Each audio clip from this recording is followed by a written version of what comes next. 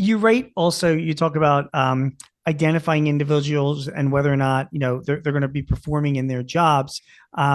You say that, even though somebody has, a good maybe job history, you write the candidates, also need to show the demonstrated ability to learn, to adapt, to overcome obstacles, think creatively. I met a guy this like a couple of years ago. It was like at a Windows and Doors conference, and he runs like a Windows and Doors company somewhere.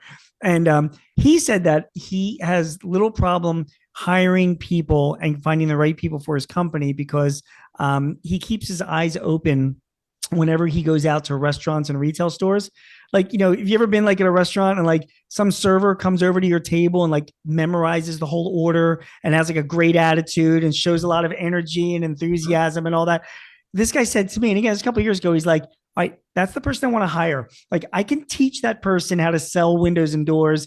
I can't teach them how to, have good enthusiasm and good energy and be able to like deal with the problems of serving in a restaurant.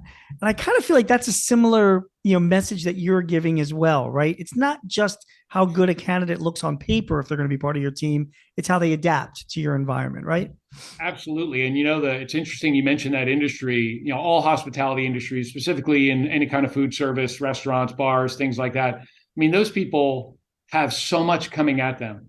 Yeah. So many different priorities, Yeah. stressed environment, time demands, irate customers, the amount that you need to store in your brain and get right. I mean, just, the cognitive, expertise that people need to be able to have and bandwidth. It's pretty remarkable. And Yeah. so if you think in your organization that those things are valued and valuable, then absolutely. There's a company that I did some work with, very large media company, over 10,000 employees.